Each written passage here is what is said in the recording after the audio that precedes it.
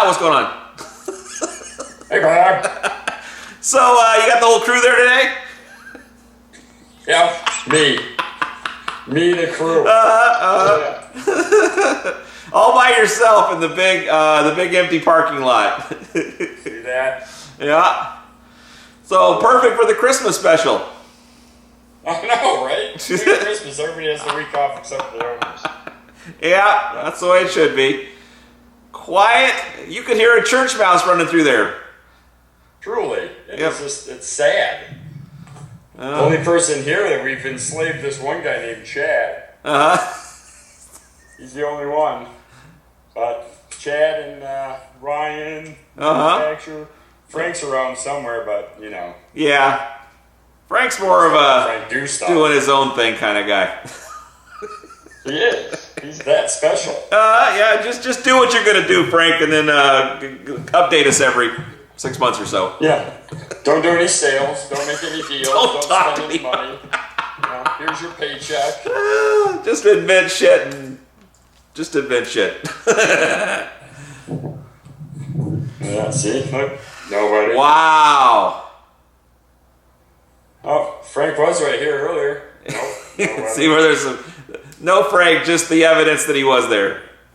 Secretary? No. Yeah, gone. Office manager? Gone. Gone. Carolyn? Still gone. Still having babies. Oh, so she's been gone for a bit now. Yeah, a minute. She's supposed to be back mid-January, so we'll see. Juby's following me around.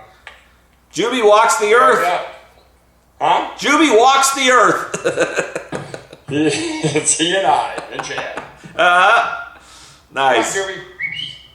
Yeah, so how's Bob? Getting ready for Christmas? I'm getting ready for Christmas. I'm doing pretty good. It's all going pretty smooth this year. Not a lot going on. We're just going to try to take it easy. We had like the Thanksgiving that was low key, and so we're trying to extend that on through the holidays. Nice. Yeah. You ever see that guy that straps a Zoom computer to his chest and then goes like motorbiking and rock climbing and skydiving while he's in office meetings? No, that's awesome. Okay. Yeah, he's like, it's green screen behind him like it's an office, and he's like, wind's blowing through his bear. That's great. Yeah. Look him up. He's pretty how's that third quarter looking? That's great. So I got some questions, I guess, or what do you want to do? Well, it is. I mean, we can do questions. I don't know if anybody's watching for the questions. I think one thing OCG really wanted us to do was kind of hit on their sale. They're having a sneak sale. Really? Normally they don't do a Christmas sale. Usually it's the Cyber Mutt Day. Yeah, that's they do it. a harvest sale. They didn't do a harvest sale this year. So, and the Cyber Mutt Day went so well, what we decided to do, because we want to get some more of these micro out for gifts. We want to continue the bearded Santa gift stuff. So one of the things we're thinking of doing is Christmas Eve, Christmas Day only, OCGFAM.com. $250 worth of stuff. Okay. Will get you an entry to winning a full Greek regimen in gallons shipped to your house from us. Holy moly. So, pretty sweet deal. We'll get 2 gallons of Herc in that. So okay. The whole Greek, plus we're going to throw some Circes in. Okay. And then we're going to double check your hoodie size on that. So whoever wins that's going to win the full Greek in gallons, which will be kind of awesome. fun. And then for the guys that don't want to spend that much, we're doing a $100 entry to the full Spartan in gallons. Okay. You just got to spend $100. You don't have to give $100. You spend $100 and you get a chance to win. Yep. Awesome. And then you and I will do we'll get all the lists next week. Okay. From Christopher and the team over at OCGFAM. We'll start writing all those names down. We'll throw them in a hat, and then we're going to pick the winner. That'll be fun. For the show next week. So probably be like next Thursday-ish, I would imagine. So we'll do like a New Year's Eve-ish kind of end of the year thing. That'll be fun. Yeah. I'm excited to have a winner. Wrap up. We haven't had a winner in a long time, like where we did like contest stuff. We used to do those fairly often. They turned into a nightmare. Thank goodness. Yeah. What a nightmare. Now this one is, Well, it's we a want lot. to get back. We want some of these folks to get some extra stuff. So many people miss the Cyber Mutt sale. So, if you get in on this, there's going to be all sorts of free little trinket stuff. Some microbes we're going to give away for orders that hit these 2 tiers. Some people are just going to get gifted. I tend to go a little heavy-handed when I'm in the gear room. A lot of It's easy when you're in there. You get the Christmas spirit boils up in you. Yeah, like, here's this shirt. But this would look good on them too. So here's a couple shirts and a grinder. Nice. Great, I only paid $100. Well, we're giving people free stuff now. It's hard to know how often to do the sales. You want to do you don't want to make it just always on sale, like it's that nobody believes it's even a sale. It's just your regular price. You want to actually do a discount, but you don't want to. You want to give people a chance to stock up once in a while when it's convenient for them and get a little holiday cheer kind of thing. So. Well, and that's it. It gives us ability to give some holiday cheer as well, and that's really what it's about for us. Is the selfishness of wanting to give back. Yeah. We enjoy it. We've had such a great year. We have such an amazing team. The other day I was supposed to take a bunch of videos of the actual OCGFAM team. I didn't get around to it. It was too busy. It's hard to get over there. They're working and Maybe doing next it. week. Yeah.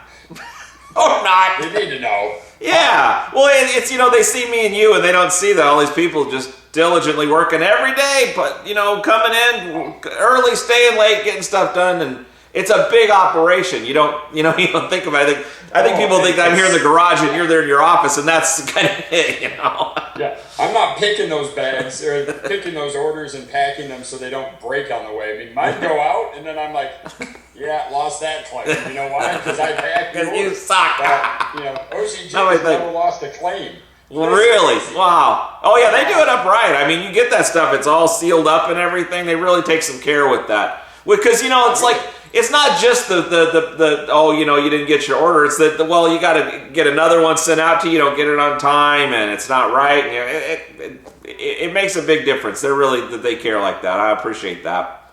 That's amazing. Yeah. And if you actually put the dollars to cents on what it costs to ship like those guys ship, they've taken a little bit of their profit and put it into padding, so your stuff makes it all the way across the country. Yeah. And that says a lot about the team that's doing it, and it's a small team doing a big job. So, we definitely need to get those guys some kudos for what they're doing. They've had a stellar year keeping this thing on, pretty much on point. Oh yeah. Very few issues this year, so I take my hat off to the OCGFAM crew, because boy, they have done a number for us. I mean, they support us. Makes it all happen. Here, then they sit back going, well, apparently my name's Bob, and that guy's not Scott, but it's not. No, not at all. And I guess you're a good boss, but it seems like these people that you have there are naturally inclined. They want to do good work. I mean, they come up with this stuff on their own of like, well, we got to put some seals on these things. We got to put some batting in here. It's not coming from the top. It's coming from everyone trying to do a good job for the customer. It's a real community. Yeah. No, Christopher, especially Christopher, with this whole team that he's got, but Christopher has grabbed the reins and he rebuilt the sleigh. That guy has stepped up to it. He is running the online store as if it was his out of his garage. And what amazing job at what he's doing. We couldn't have designed what he is doing any better than how he's designed. Oh, absolutely. No, probably would have been worse. You think but him being in the trenches of it, doing it every day, he's really taken to it, and I'm thrilled. I'm thrilled because it wasn't my thing. Well, it's none of our thing. Yeah. As we watch this industry kind of, follow these narrow paths of, which corporate entity are you going to support? OCG becomes even more important to us because they are the vein to the mom and pop. We're not changing. We've had our offers. We've turned them down. We're going to stay mom and pop until the end of this thing. And, that's what's so important, is in making sure that the customer service aspect that OCGFAM offers to our clients and our customers stays at the best of the best. Even store owners reach out to get some of their smaller orders through OCG. Oh, wow. Just because of the packaging's there, the timing's on point. They don't have to wait for a distributor to get some extra back from back orders.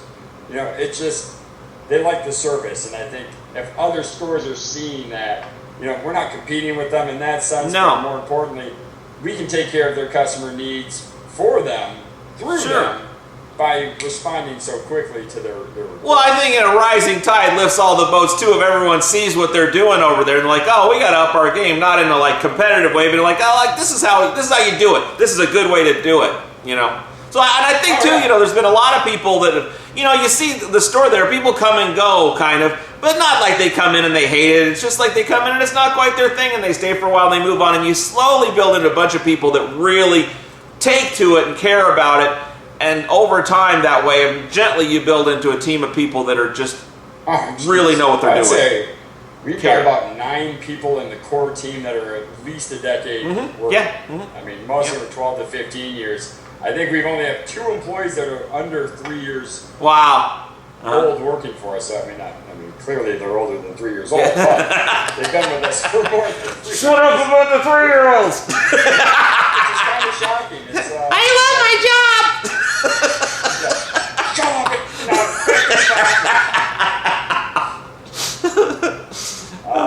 So yeah, no, it's nice to have that support and, you know, just feel like everything we promote on this is being backed by them, and then we don't have to try to apologize for what they do. This job would be a lot harder if we're like, well, you know, sorry about the past. Yeah, we just don't care. Yeah, it'd be tough. Nigh on impossible. Because it comes through, you know? Because, well, that's the thing when you do a show like this is you have the comment section. People would be in there, my order got messed up, don't deal with these guys suck. And, you know, it doesn't take long until everyone knows if you got a bad reputation. But you don't see that. And, you know, I used to go in there when people would be all shitty in the comments, and I'd delete that comment. That's a mean guy. And I was like, no, just I let it go. Just if someone wants to be shitty in the comments, let it just be part of the comments, and people pick up on what's real and what's not. I think so, and I think I think with all this social media world that this country has fallen into, the stupidity of, you know, I don't think people understand exactly with the social media world the difference between pay clicks, pay views, and organic uploads. Yeah. You know, and I know we can honestly say we've never scripted this show. I know we can honestly say we've never paid for an ad. We've never promoted it. You know, we're not on every type of grow platform to push this show.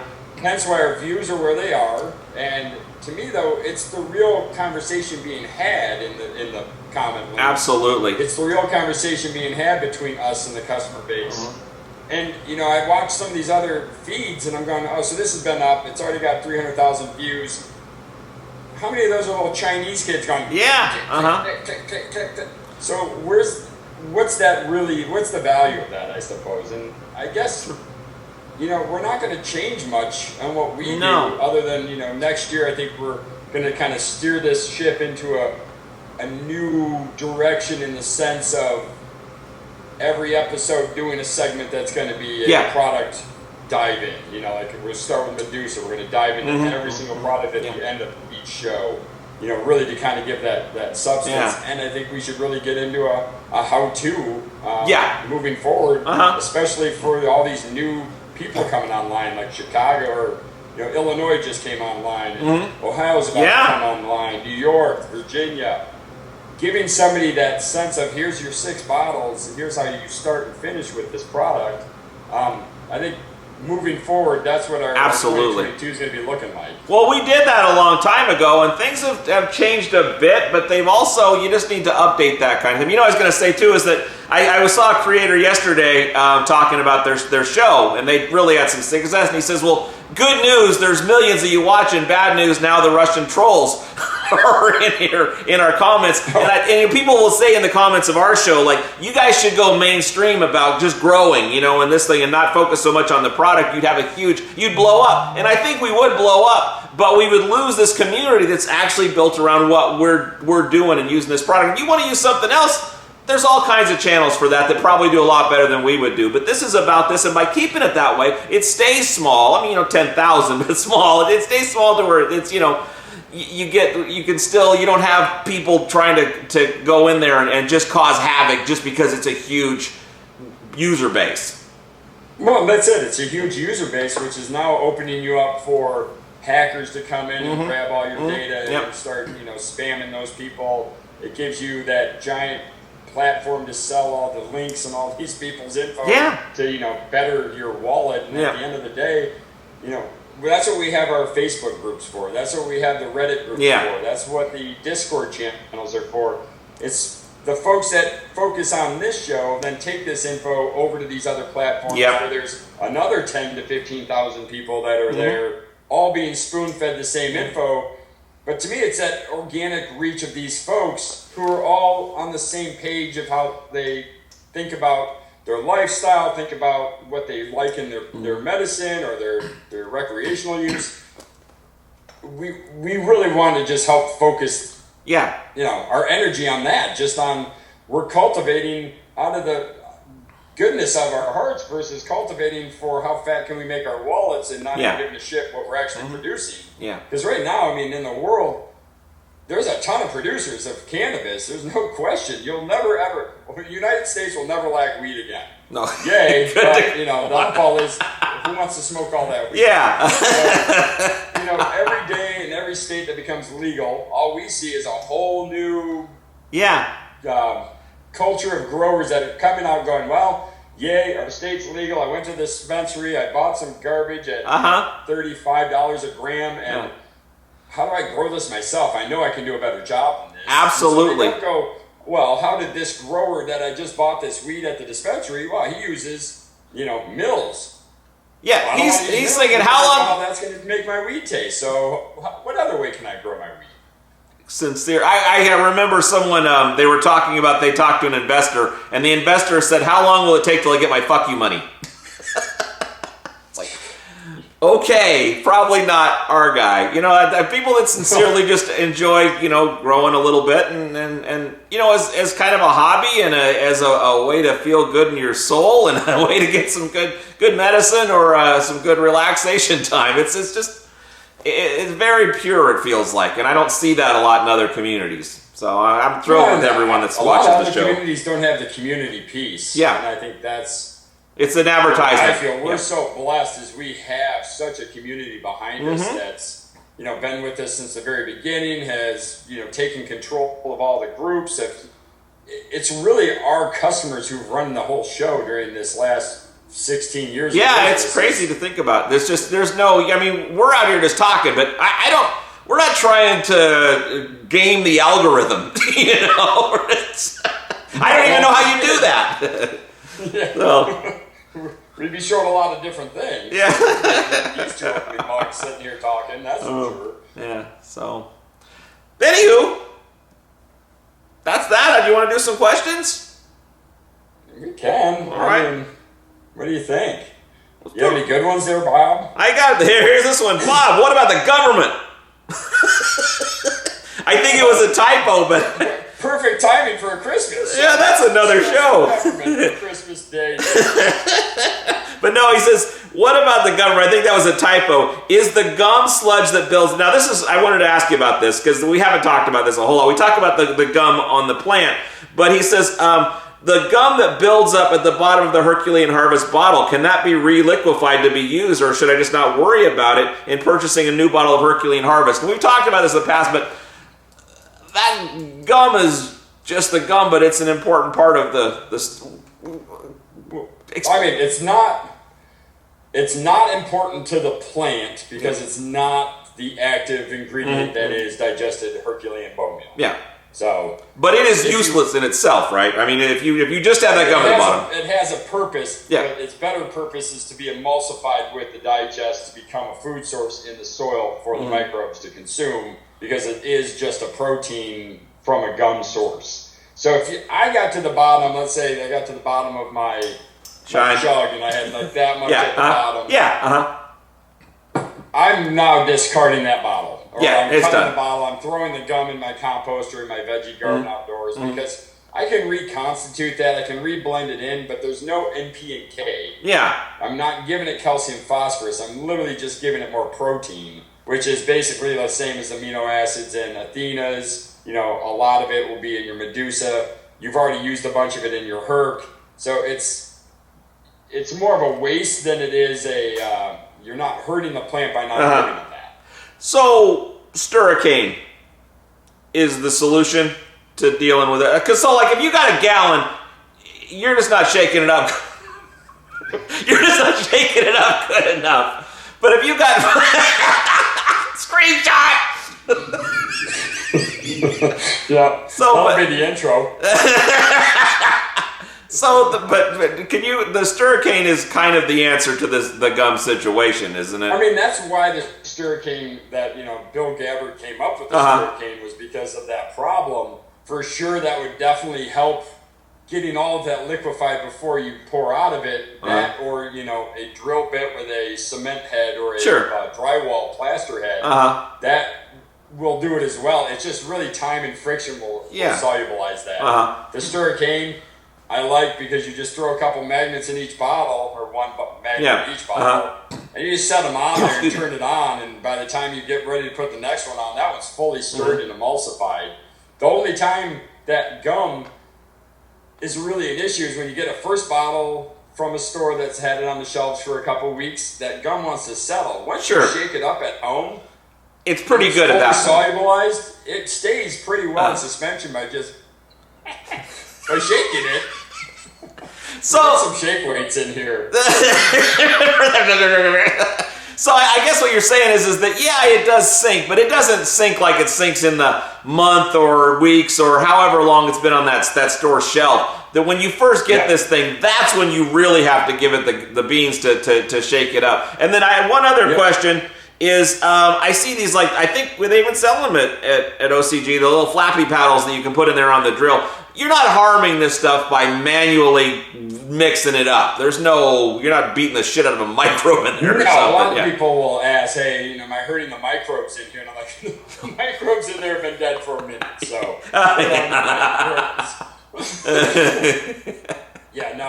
It's just whipping that stuff back into submission, if you will. The other thing with Herc, which, since we are in December, we're going into a few more cold months ahead. If you're having it shipped to you and you're getting it, through UPS or it's on a truck over the weekend, it can freeze. Freezing product is not a problem. But here's some steps you should kind of consider. You get your box, it's frozen, everything's rock hard.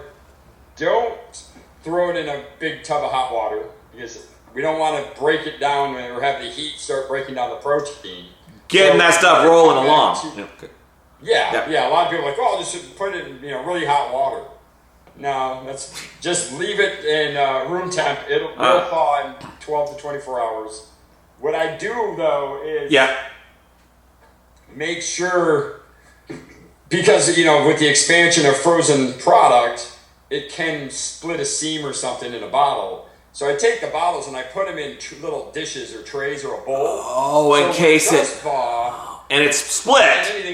If it's split, then all of a sudden it's starting to leak out. Well, now you aren't losing any because when it leaks out, you can catch and capture. But it'll give you a chance to be able to transfer that into another bottle once it's all thawed. And you could use one of your old bottles. Would you wash one of your old bottles before you do that? You clean it out a little bit and then throw that in there. You're good to go. Yep. Some hot water, just swish it around and drain it out and pour all that new stuff in there. Now, with the products that have gum in them, especially Herculean Harvest, so now if you can imagine that's been frozen, now super cold water solution, that gum is very much like a man's junk in a frozen lake. So it's headed for home. It's gone. I had shrinkage. I'm like this. So you got this really tight wad of protein down in the bottom. Yeah. You have to re-energize that by shaking it, ripping it, tearing it, or stretching it. Sure. Basically like the taffy machine. Warm it back up. You have to, even when it's back to room temp, you have to rip that gum again because once it freezes, it wants to really suck in tight. And it doesn't really want to regain its elasticity until you really shake.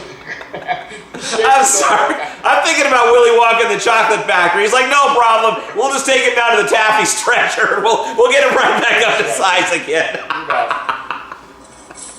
So you'll want to really make sure you re-agitate that gum protein. It's going to kind of create this little ball at the bottom of your bottle for the entire round. So if you're not losing anything from it, it's just that gum wants to almost turn into chewing gum when it freezes. So just room temperature this stuff until it gets back to unfrozen, and then really shake it. Yep, and literally like a steel nut, throw that in the bottle. Oh, okay. It's like yeah. Something to rip at that gum just to get it to really loosen back up. And this is more so the Herc, but is this with all the products, or is there anything you would apply to any of the other nutrients other than Herc? And of course the, Medusa and Gaia, they got a little bit of that situation with them. It's pretty much those and Tritons. There's 3 or 4, yeah. Medusas, Gaia, Herc, and Tritons tend to be the thickest when it freezes, and it's just getting that to loosen back up to really shake the heck up. And then I guess the Olympus is thick too, but in a different sort of way with the freezing with that. If it's going to be just the same as it ever was once you get it thawed out. You just got to shake that one up a lot. Yeah. Yeah. The nice thing about Olympus is that the pH is so high, it's hard for it to freeze. Plus, it's majority of it's stone dust, so the rock doesn't want to freeze that well. It doesn't freeze very easily. Let's put it that way. All right. So this question, this is the reason I wanted to do the questions. I remember Keith McGreeny, and that last question was Jeremy Becker. I don't know if I said that. But Keith McGreeny said, my concern with the hot soil toward the end of bloom. Now this is, I was talking about using the number 4, or the 4 shot, and I called it hot soil. And he says, my concern with the hot soil toward the end of bloom is there is no way to decrease the nitrogen like we do with the bottles. Is there any concern about this with nutrients are built into the soil? So the number 4, I called it a hot soil, and I guess in some way it fits that thing. But you think of that hot soil thing of like, guano and stuff like this. It's just like ba-boom, ba-boom. Can you talk a little bit about hot soil versus this, and also about trailing off toward the end and how that works with nutrients in the soil? Well, depending on the hot soil, if it's our 4 shot compared to something like, I don't know, there's a whole ton of hot soil recipes out there. So we're not making a super soil in the sense where it's a hot mix of high nitrates, high phosphates. It's a well-built soil with 1 shot, which, I see where their concern is about excess nitrogen. The good news about nitrogen is very soluble. Yeah. So when you're in meal form, in the soil, like blood meal, guanos, urine, all these nitrate powders, just overwatering a few times will make those go away. Oh, interesting. Okay. Because they are very soluble. Now, our nitrogen source is protein from feather meal. So it's not a readily active nitrate where it's just pounding the plants with grow. It's a nice slow release protein being used by the microbes, or as they digest that protein down, they're releasing these nitrogen amino acids to the plant to keep it green, keep it growing, keep it healthy, but without having a nitrogen spike, especially in the bloom stage. It's not going to be left over so long in the bloom stage that you're going to notice that you still have N in your soil that's built up. So same kind of thing, but on a much slower time frame, but not to the point where you're going to have issues where your soil is too steamy at the end of the process when you're trying to trail off. Yeah, no, and that's what I think I like the most about the 1 shot is that if it's not being actively digested and delivered to the plant, there's not a lot residual just sitting there reacting with high ppms or a release rate that you can't control. If you really want to slow down the breakdown of 1 shot, reduce your microbial days, especially in the last couple weeks of flowering, because then they won't be in there digesting what's left. But I really don't think, with a good healthy veg, 4 to 6 weeks, and then 8 to 10 weeks of flowering, you won't have much 1 shot left behind there regardless, no matter how much you're putting in there. So I like it because it does back up the days where you can't feed enough. That's being released and letting that happen. But I guess the root of the question is the hot part of the soil. I like the term, it's a well-built soil versus it's a hot mix, because it's not built to carry you all the way through the end with nitrogen to make it. It's built enough nitrogen to get you into the couple weeks into bloom, just for everything to develop, and then the nitrogen will be gone because of its solubility.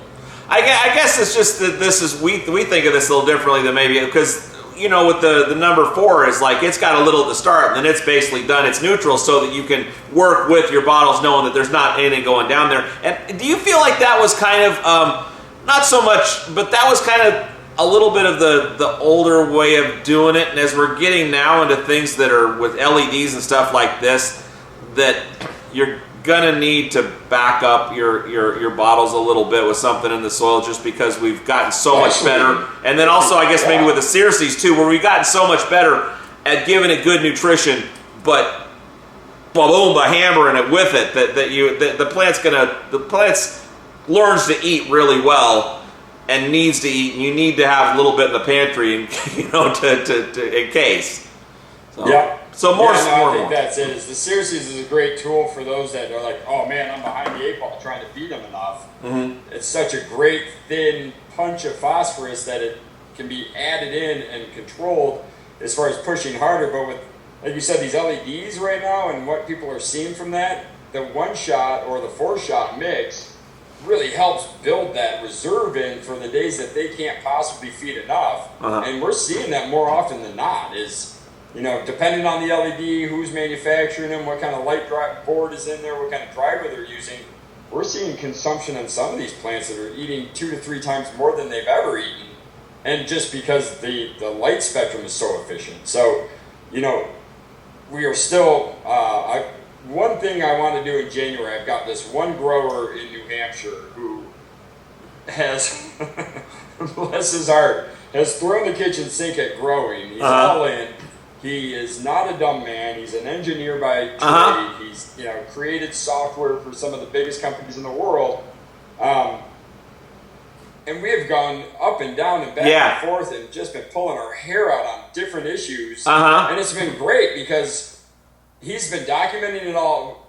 Basically, the long and the short of it, and I don't want to ruin the movie that we're going to show you, but we get to the end and we find out that all of his current lighting that came from a well-known manufacturer of LEDs was done in the States versus his other version, and they were done wrong. So they weren't performing like they should. They were they were overperforming to the point where he was cooking and starving his plants before we could even get them. Oh gosh! I mean, he's the only person with LEDs feeding nectar at 4x. I'm like, 4x? There's something wrong here. Something's going on. I think it's always interesting when you get someone that's really smart that knows nothing about this particular subject and throw them in the deep end and see how their brain works as opposed to what's the standard operating procedure. We're holding his hand going, don't go to the deep end and look, there's a kiddie pool. He just ran. He just jumped in. The little board, he's up to 10 meters. So it's like, this guy he's all in. He's a it's very interesting to me because he's very intelligent. He takes incredible notes.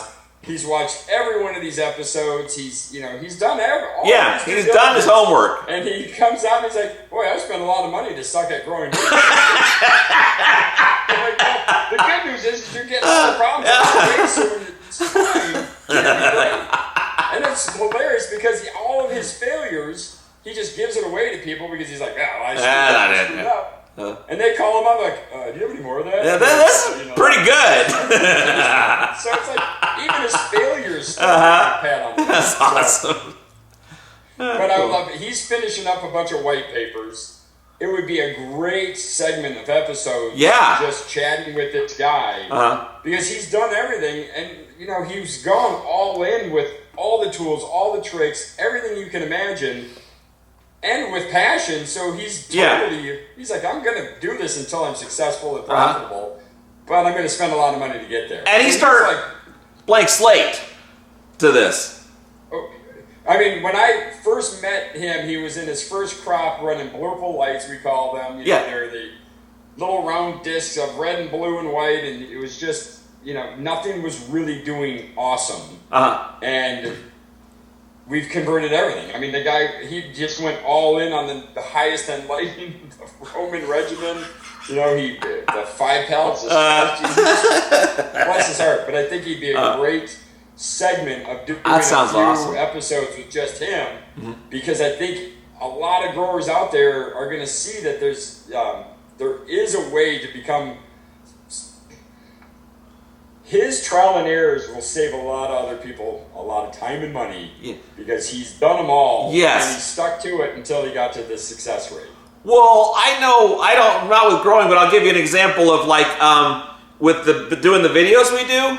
I've a lot of times bought a piece of equipment that I thought was going to fix the problem. Like the microphone, we had trouble with the sound, and I bought that thing and ended up not using it at all. And then a year or two later, come back to that thing now that my skills and stuff have came up, and I see how this works now. This does fix the problem, but it doesn't fix the problem without the knowledge. I think, there's a lot of stuff out there. People are like, I should buy the X or the Y or the latest thing. And it's like, well, maybe so. But going into that with no knowledge, buying that thing, it may just make things worse for you. And it'd be nice to see someone that's has a pure heart to just go and I'll try it. And, you can get an honest impression of it, as opposed to someone, if you, experienced grower, you bought this thing, even if it's a piece of shit, you're probably going to make it work okay. And that's not helpful to the new grower that's saying, will this thing help me, or is this thing just going to be a waste of my time? Or just more so than that, overwhelm me to where I just give up on the whole thing. So that's awesome. Yeah.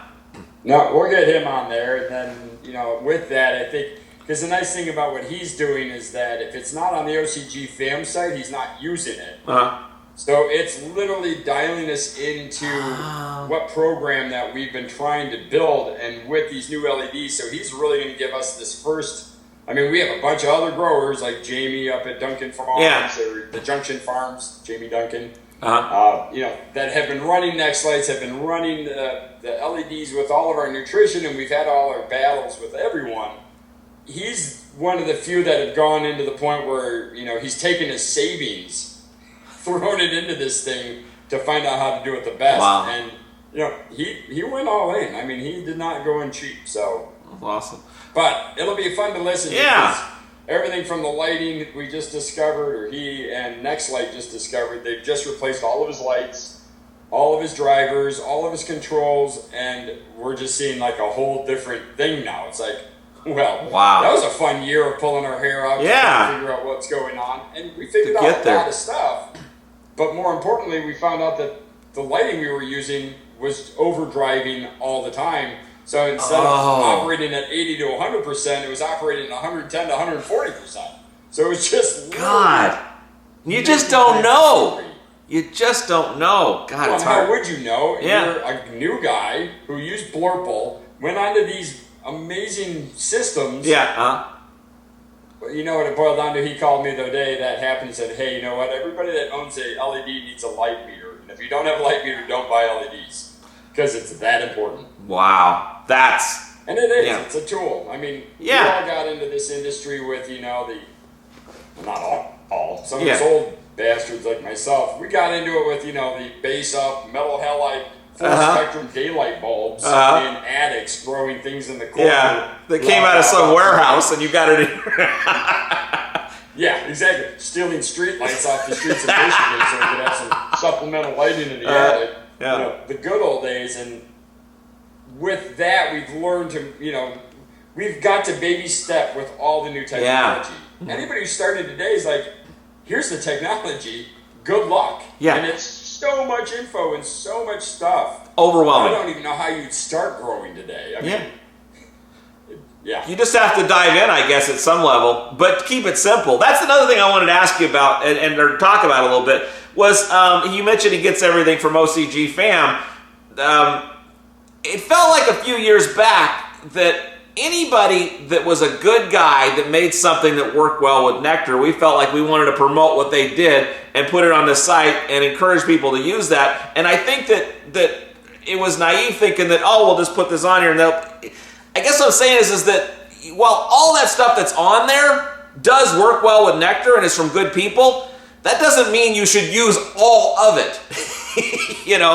And so it's kind of hard. I think people feel like when we did the comprehensive feeding chart and had all those samples in there, the idea was you can try all these things and see which ones work with you, but don't Not all of them. Not all of them. Yeah, don't take it as gospel or, write the book with it. Yeah. Because it's, and I think the introduction of our new microbes with Coast Bio, who's helping us develop them, is we're seeing the colonies of these microbes thriving in the conditions and, populating the soil after inoculation, and then going back and reading the labels of all these other brands that we've either looked at, used, promoted, or whatever down the road, going, man, that's a lot of recommendations to overuse a lot of products. Yeah.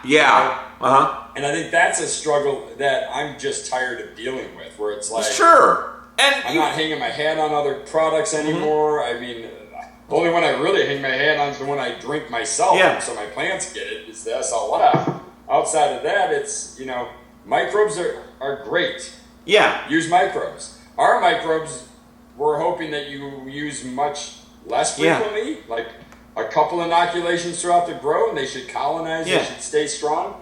What I would recommend is looking at other labels saying, okay, well, if I got these microbes taken care of with Pluto and Apollo, then what I really want to do is diversify these different microbes by adding in a little bit of this company's, a little bit of that company's. Yeah. Don't hang your hat on one microbe as being the monster. Kind of let that diversify through your whole growth cycle to make sure your colony and your soil is super well-rounded and fully, encompassing the roots for protection. Well, and I think a lot of those microbes they're trying to be the best microbe for growing, not necessarily the best microbe for growing with nectar. And a lot of these situations where they're growing microbes and killing microbes and growing microbes and killing microbes, as opposed to building a sustainable microbe population that you're trying to shoot with nectar. And so what might work for you is not necessarily what's great. And you may need to overuse if you're growing with some salty stuff. But in this situation, that this microbe is kind of built for this. And there's nothing wrong with those other ones, but this one was made in mind of growing with nectar. And while it may not be best for your mills, it may not pay the bills over there, it's going to work real well here. And it's something you can trust and know. No, and that's it, is if you're running mills and you want a microbial, reach out to the manufacturers of mills and say, hey, what have you seen that's tried and true with your guys' nutrient line that works, as a bacteria or a mycorrhiza? I know GH has colonized their own mycorrhiza to live in their solution. So there's a mycorrhiza just for GH users. Yeah. I know the owner of Coast Bio, and he knows us really well. He also makes his own product line, so he understands what we're doing. Yeah. And therefore, when we, hey, we want to make this phosphorus fixing, but we don't want to use rock phosphate like everybody else in the industry does. What we really want to do is use something that we're already making, the porcine meal. So, our phosphorus fixing bacteria are all housed in our finely ground porcine. So as soon as those spores wake up, they're consuming a calcium phosphate source and then colonizing the root zone immediately. So, it's actually working with a company who we're not using their label, we're not, so having them build it for manufactured by them, but it's going to be our product line, so then we can. I know when we change something up that we change it usually for the better and not for the cheaper. Sure. Other companies I've worked alongside of in the days, I've seen them just get cheaper without ever really doing anything different. So they're not raising the price. They're lowering the cost to make more money. So we can't raise our price, so we're just going to make it cheaper. How shit works today. With inflation, what we see is the same price crap, just cheaper crap. Yeah, and less of it in the bag. You get your potato chips. They're still not sometimes. Start denting the bottom of the bottle so it goes up about that high. So now 32 ounces. There's 3 chips in this bag. Yeah. So, all right. Yeah. I got another good. But no, go ahead. I said that we're working a lot more with stores directly in the marketing field. We had a request. This Cole guy again. Geez. Yeah. This is a banner he's making for indoor gardens. Holy moly! That's awesome. Isn't that crazy? Yeah, it is. That's what we've always wanted: is take this character and put him in a different pose. Oh yeah. He's got the tentacles in his hair. Oh, that's awesome! Holy that's great. I know, this guy just makes me so happy. I can't wait to do so much more with him down the road, because there's And when he gets ready, and he's out in the East Coast, he's licensing up to have his own, basically farm-to-table dispensary, if you will. So it'll all be his own, internally, sold externally, and just doing a quality piece. I mean, he's just an amazing all-around person. But man, his art skills both in and out of the garden and on the computer is phenomenal. So huge shout out to Cole at North Designs. And you couldn't have asked a better. He's one of those guys that just came to me and said, "Hey, I can do shit better than you guys." Yeah, look at that, you can. You can. So can you do this? Oh, you can. Well, shit. That's awesome. So. Well, so many people come in like, "Oh, we can do better," and we're like, "Yeah, here you go." And no, you didn't do better. You did worse. You never come back with anything worth a shit. Yeah, it's like I suck and you're worse than me. So yeah. No, and the other guy, I think like Chris from Ohio, who's been running around the Midwest for us. He started reaching out. We started having conversations, and then he just said, "I'm going to start doing sales representation." So he just started repping us and driving around on his own accord, doing customer events. And, it's one of those where it's, if you have the passion and drive and you just do it, it's amazing how all of a sudden we all start working together. Oh, yeah. So many people are just like, "Hey, I can help you." Exactly. They want it. I was going to help you. And none of these guys are doing that, but they find the reciprocation comes back tenfold. Absolutely. Because they're not just coming in greedy and hot and calling us. I mean, Bob and I could do this show 1,000 times better. It wouldn't be our show anymore, but it'd be a better show. That's great. And I wouldn't change a thing. No. I honestly wouldn't. No, I better would be like, and you get 1 million views from 110, a bunch of assholes that are not interested in what we're doing and are just going to be shitting the comments, and we lose this community of people that actually care about the product and want to grow with it, and just talking with them. So I think we were lucky to do it poorly, to have some runway to do it poorly, to find what it is. So. Well, I think it's that the way we seeded this whole company with black and white bottles of just the letter A, B, C, and D. It's just, we never really cared about the marketing aspect of this industry. Rather, we really cared about growing high quality products or food and cannabis. And we would just want the customers who want the same thing. And they find us, and they've been finding us. And the community, I mean, that still to this day, I mean, we've gone through a whole bunch of different admins on those Facebook groups.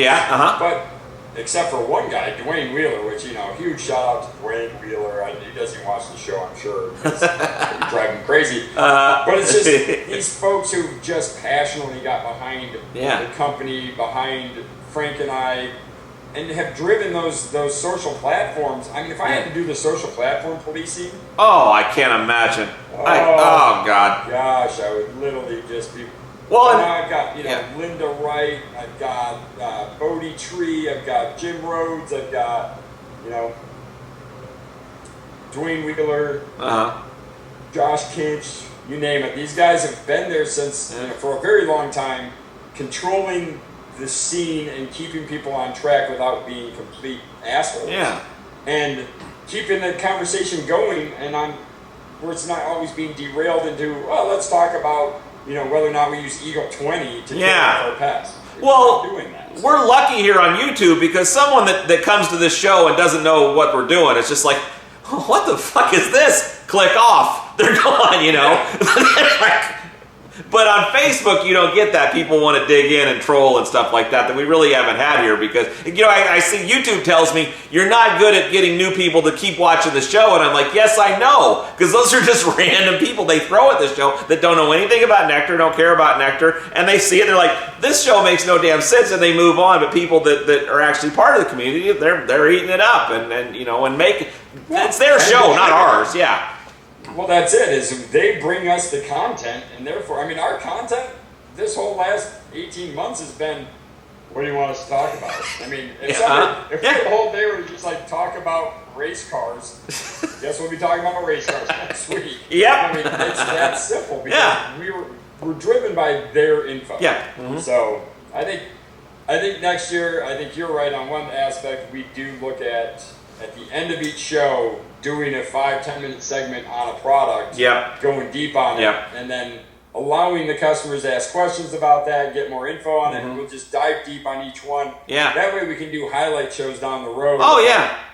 Let's just go and do the Medusa piece. Bam, there's Medusa. It's 5-minute segment, and it's the in and out. Well, and a lot of times they won't have a question so much as just kind of a comment that will drive us toward the topics that they're interested in. It's very valuable that people talk in the comments and stuff, and then we take that. And I mean, you may not get an answer on your comment, but everyone's been read. We're looking at it, and your answer is coming on the show, not in the comments itself. And it's worked really well. So yeah.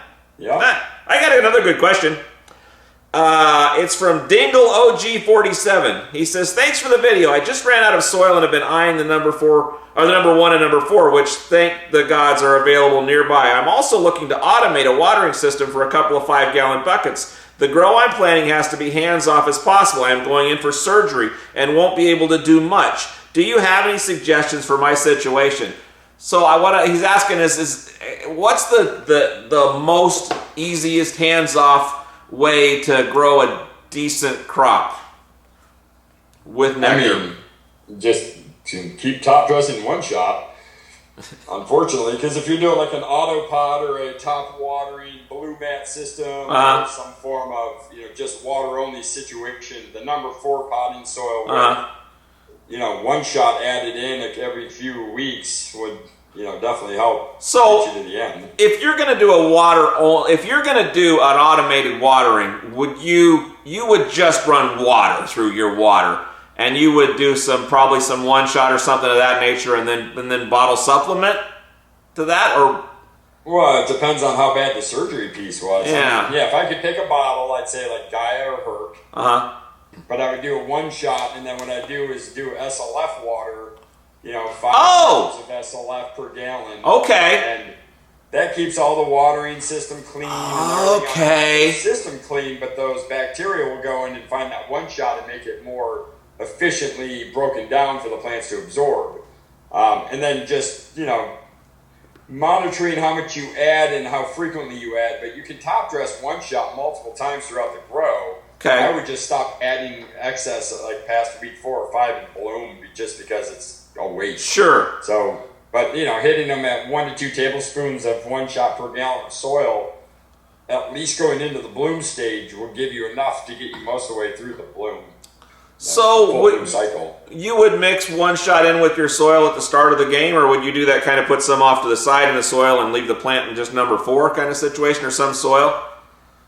I'd probably mix most of it in and then top dress once I get ready for bloom. Okay. Do a quick slurry test, check everything, and then add some more one shot in bloom. And you'd put SLF in with your automated watering system. Yeah, because that way I always have a digester happening. Yeah, okay. There is bacteria and mycorrhiza in the one shot, so you've added that in. Once you hydrate them, they start eating stuff, but the constant SLF will make sure that there's always digestion happening. Okay. And then if you wanted to, you could do just that and not throw any bottles at it at all? You could. I mean, you're not going to win the award for biggest cola, and it's probably not going to be the oiliest flour, but you'll have a really nice, clean tasting and a decent yield. But if you did want to do some bottle stuff, what would you do there? What would you use? I would look at more of my broad spectrum, like the Gaia or the Medusa, something that's going to give me the full picture of nutrition, so I can kind of, either give it 1, 2, or 3 tablespoons per gallon, depending on how hungry they are. Especially Gaia, it's so gentle. You can really hammer them with that if you want to push feed them in the bloom, but don't want to mix up 40 things. So would you concentrate that or pull off on your watering on the days when you do the bottles, or just not worry about it? I'm going to worry about overwatering situation. Yeah, I would definitely stop my auto waterer and just on those days. Top feed it that day and then turn my auto waterer back on the next day so they're just staying hydrated. But yeah, I would avoid overwatering by, if you have, especially blue mat systems, keep you at a certain moisture level, and then you come in and hammer them twice with the Gaia, it should stop delivering moisture because now you've saturated. Oh, because you put it in with so automated, like a blue mat automated, where it's reactive. don't worry so much about it. But if you had just like a timer shooting water onto your plants, you'd want to turn that off. Yeah. And then turn that off. And I'm assuming you would never put like 3 tablespoons of Herc into a quart of water and pour that on an already wet plant. You're not going to want to concentrate it. You don't want to do that. You want to always have it that way. Yeah, not good. Strength of the ppms is what's harming any. Herculean won't harm your microbes or your potting soil, your bacteria, but if you just pour it straight on there, hot out of the bottle, it's not a healthy, happy food source for microbes. Okay. It's concentrated. I got you. It's going to just wreak havoc in there. Okay. Yeah, I had some other questions, but those are the good ones. Those were the good ones I was concerned with. So, let's see here. This is not a bad one. Let me ask you. Easy to slip. A microbe tea question. I use SLF 100 and Photo Plus for my tea days. Sometimes I add full on. How can I up my microbial game without brewing my own teas in the basement? The rest of my little grow environment is getting dialed in. Number 4 soil, great LED lights, controllable environment, big fat Greek nutrient recipe. How can I do better on the microbial side of things than just using the basics that we recommend?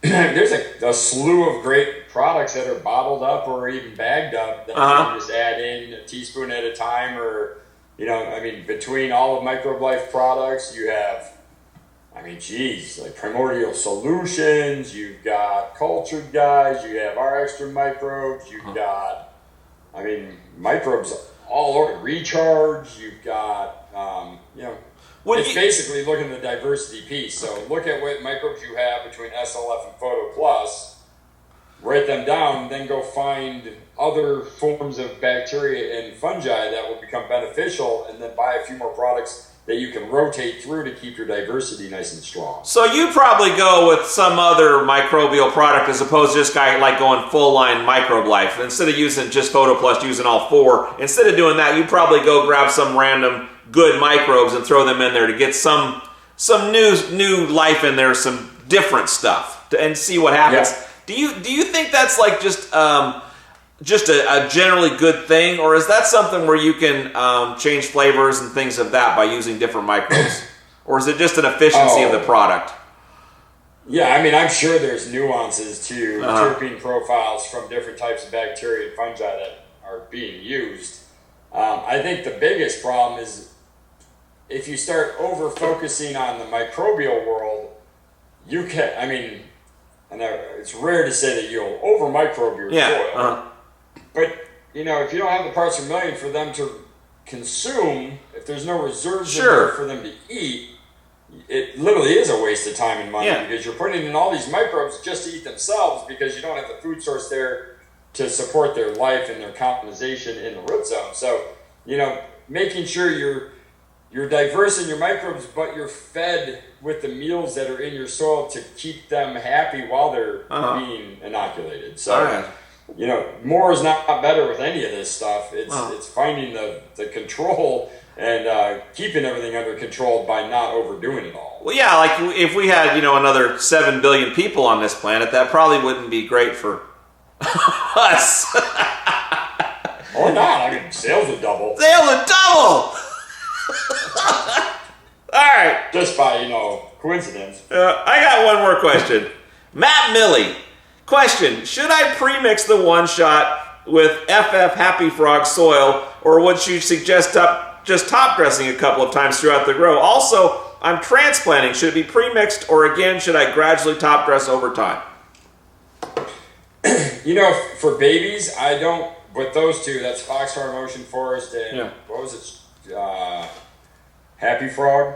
Well, he said FF is Fox Farm, right? And then Happy Frog, that's the only 2 he mentioned here, I think. So those have a lot of food in them, especially for veg. You could add the one shot in, but they'd be not as efficient as if you were to mix that one shot into the next stage in the blooming stage soil. So when you transplant into the next soil, it's already pre-mixed to that. And I got you. It's already in there, but not right around the plant. Yeah. And the veg, they're so little, they're not needing as much food. So adding all of our one shot on top of all that Fox Farms added, it may just be too much food in the sense the plant won't utilize it all, so you're just wasting money. So pre-mixing it into bags For transplanting into flour, great. Yeah. If you're going all the way through on one size, then, top dressing a couple times throughout the bloom cycle and the end of veg cycle is totally adequate and does the same job. Just gently scratch it in just below the surface of the soil so it's encompassed with soil and microbes versus, when people top dress means mix it into the top layers. Don't just pour it on top. Sunbake it down. Yeah. Uh-huh. Yeah, I mean, UV microbes don't like to sit on the soil surface because the UV can harm them. So they're all subterranean. So you want to make sure their food source is below that. I have a question. When I'm top dressing it in, I mix it in. Would I water right then?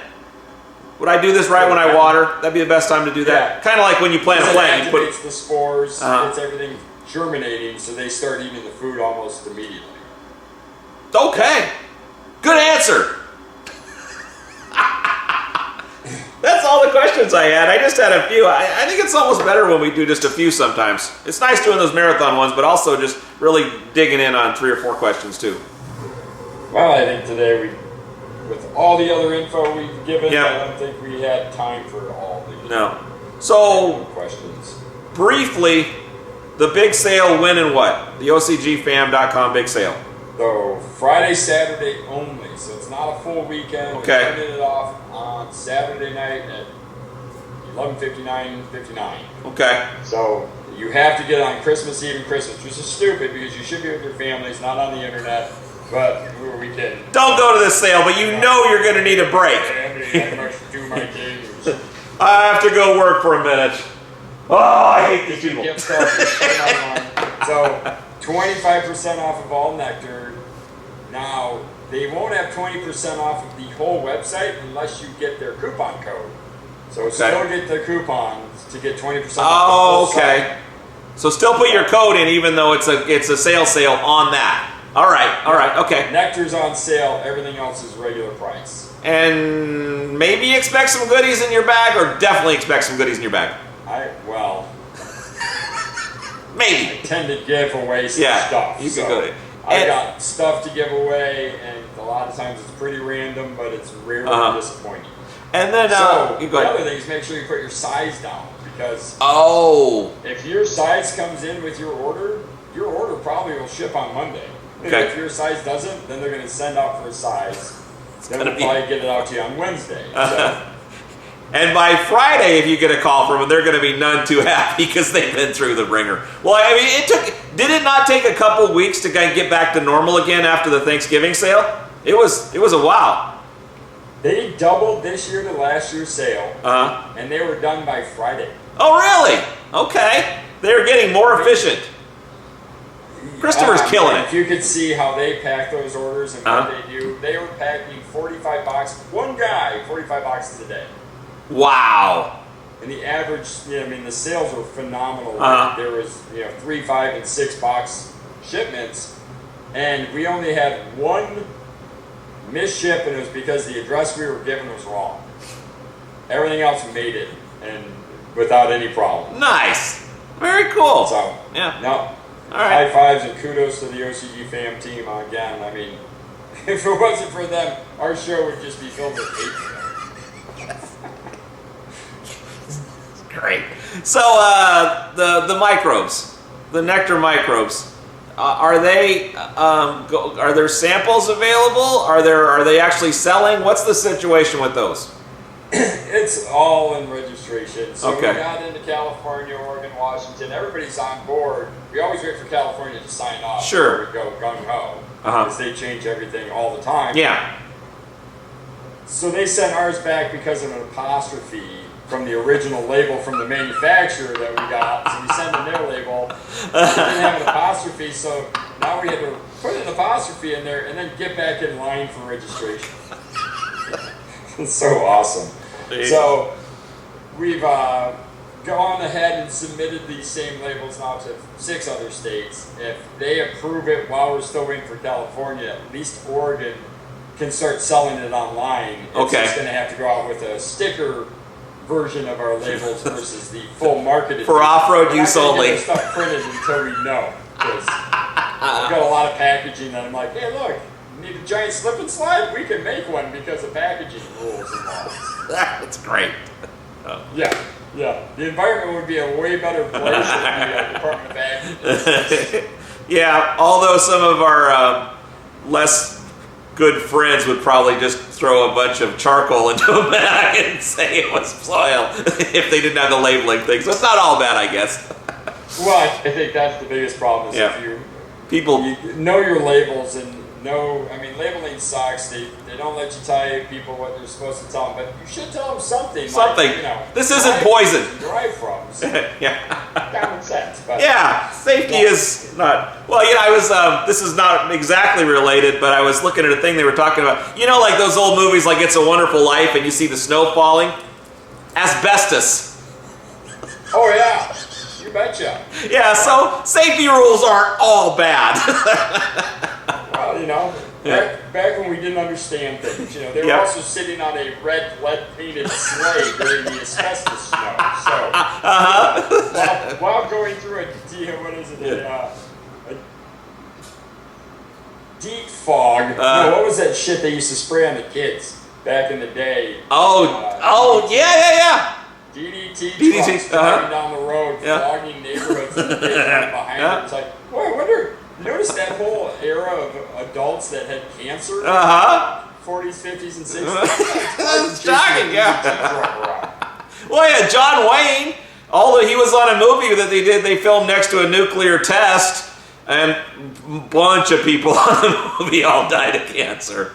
I'm laughing, but it's not really funny. It's horrible, but it's just like, oh my God, how the world was back then. And probably still is, just with stuff we don't know about now. Oh, yeah. That's it. I love how we are the experiment. Yep. In 40 years, our kids will understand why we did shit wrong. You did Facebook? What? You can communicate? No, you don't want to communicate all the time. It'll fuck up your brain. If you did that, you'd have a revolution. Well, the medical tyranny that I love is the experimentation. For instance, my father played golf with this guy. This is when I was probably 20 years old. So this guy was about 70 years old when I was 20. So 30 years ago. Far dead. Yeah. Long time dead. But his father was a radiologist in World War I, World War II era. So this guy had acne in high school, and so his father, the radiologist, irradiated his face with radiation to get rid of the acne. And you know what? It worked. It worked really well. Until he turned about 55 years old and his face fell off. Like literally. Fell the fuck off. And he'd have a bandage this big, and he'd take it off, and it'd be a skull, and his tongue and teeth. And he's like, yeah, my father was a radiologist, so he would experiment on how these things would work for different things like acne, oil production of the skin, wrinkles.